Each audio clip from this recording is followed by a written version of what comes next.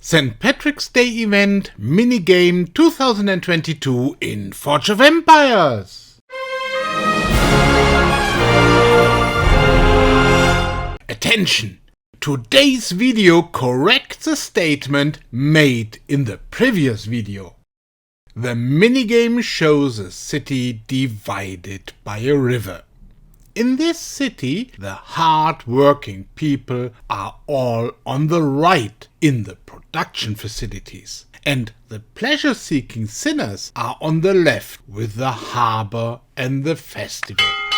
In between, there's a ship that takes all the goods produced on the right to the left side, where they are then sold to the sinners. It all starts with having only one production at first. Clicking on this building produces heads, and another click then takes the heads to the river and starts a new head production. You then click on the harbor building on the other side of the river and a ship picks up the heads produced. When the ship has returned to the harbor, you can sell the heads by clicking on the event and get shamrocks for them. These can then be used to improve the production building, expand the harbor, and enlarge the festival. Through these measures, more and more shamrocks can be accumulated more and more quickly. You can then use them to expand even further, collect even more quickly, and so on. In the end, you are required to collect a gigantic amount of shamrocks. At the beginning, this seems completely impossible, but by expanding all the buildings, it becomes an achievable goal. Now, nobody wants to sit in front of the PC day and night and click this manually for 21 days. That's why you can hire a manager for each production facility, ship and event. But beware, this manager costs pots of gold and you should be very stingy with them. But you really can't do without managers. So you hire a manager for the head factory, the harbor and the event. This automates the whole process and from now on the city produces 24 hours a day, even if the player is locked out. Above you can see 3 tasks. In total the city has 38 of these tasks. The almost only goal of this city is to fulfill these tasks. Everything else is only a means to an end, as the entire city will disappear again completely after reaching the goal, and then a new city will start with slightly different tasks. To make the pots of gold last, a certain efficiency and a not inconsiderable time commitment are required. Therefore, the first tip of this video is always give completing the task priority. Everything else is unimportant compared to this. Managers can be promoted with pots of gold. Then they work faster. The factory produces more, the ship transports more, the event delivers more shamrocks. But every promotion costs pots of gold. And we want to spend as little of that as possible. Therefore, only carry out those promotions that are absolutely necessary as a task. Please always bear in mind that this city will only work for a few days and will then start from scratch again. All the manager we have bought will be gone. The pots of gold, of which we will only get 11,200, will have to last for a very long time. So we come to the second tip of this video: never promote a manager unnecessarily. As soon as we have produced some shamrocks, we can invest them in expanding the production facilities. There are certain levels for this expansion. The upgrades within the level have little effect, and at higher upgrade levels they often cost more than can be achieved through them. However, fully completed expansion levels have a leapfrog effect. The harbour and the festival have such efficiency jumps when upgraded to levels 10, 25, 50, 100, 150, 200, 250 and 300.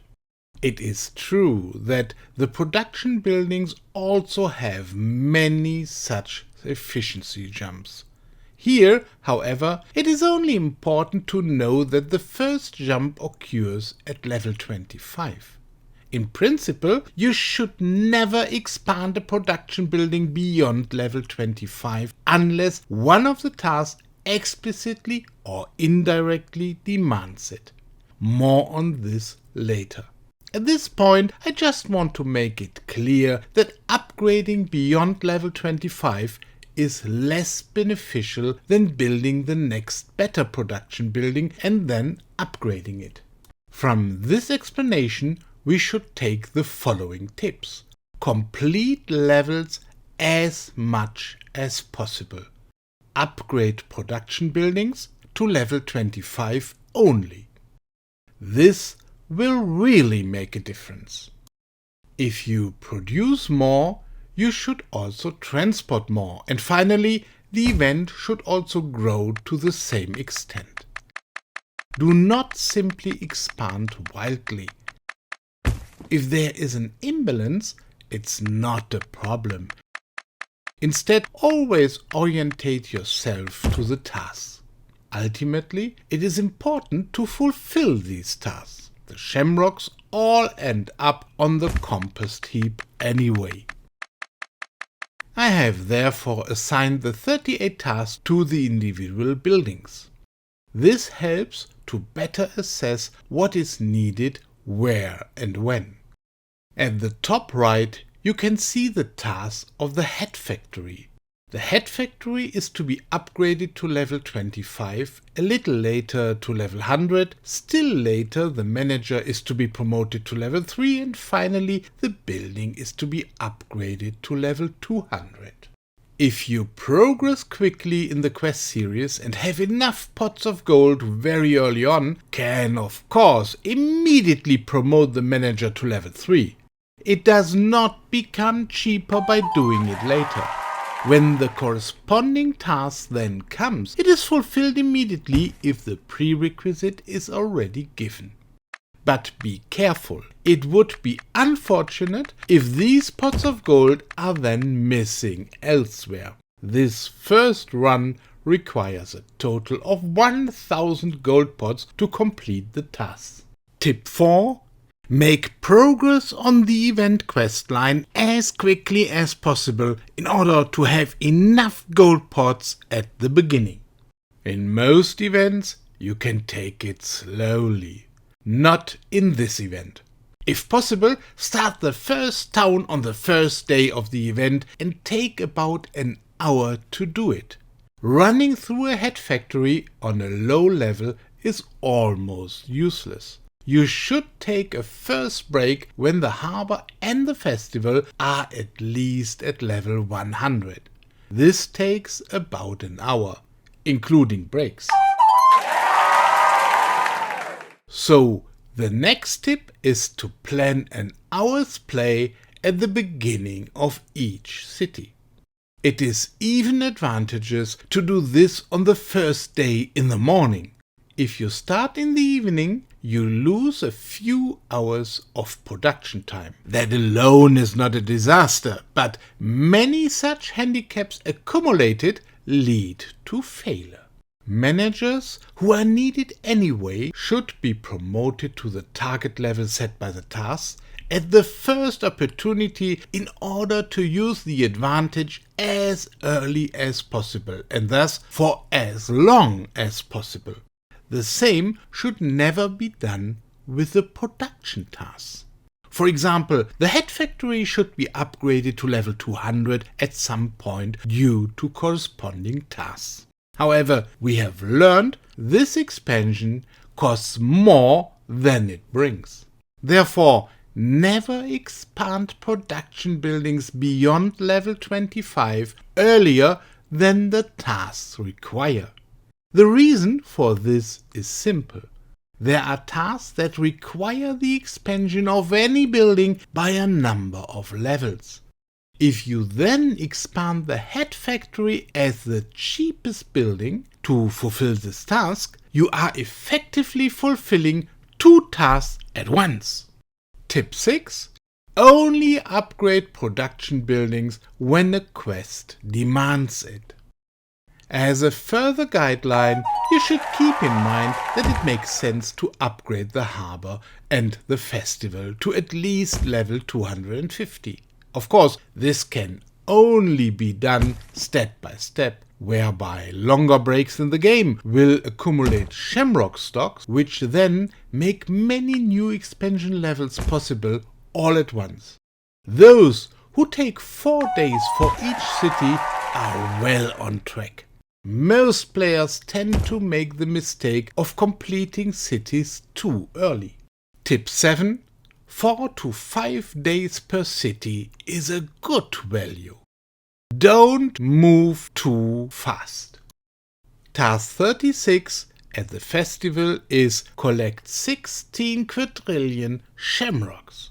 This seems like an almost unattainably huge number at the beginning.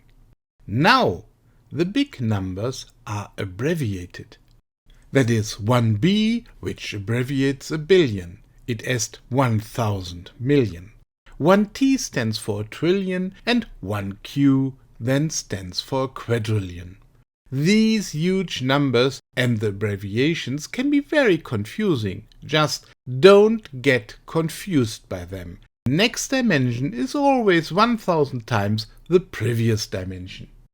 As soon as the required 8.4Q shamrocks are collected, you could complete the city.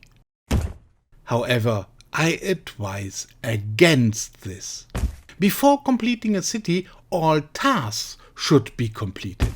Solving more cities with only partially completed tasks requires even more time in front of the computer and is then hardly bearable for many players over the duration of a 3-week event. Don't panic about the huge number of shamrocks to collect. We have time. Tip 9. Complete all tasks before completing a city. There is, however, one exception to this rule. In order to save the scarce pots of gold, one can specifically skip a task. Task 25 in the first and fourth city is a good opportunity to do this. This task wants the ship manager to be upgraded to level 4. By skipping this task, you save 270 gold pots, for example. You will still be able to complete the city, especially if you have upgraded the harbour to level 300. As I said, we have time. In this sense, you can also save 150 gold pots for the ship manager level 4 in task 35 of the second city, and 150 gold pots for the festival manager in task 23 of the third city.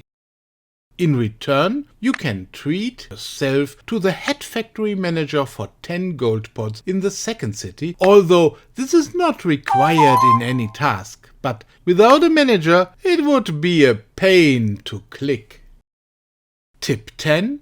In every city there's a task to save a lot of gold pots. At the end of today's video, I show that this saving helps especially those who don't have the event surprise box. If you click on completing a run, you get the chance to buy boxes.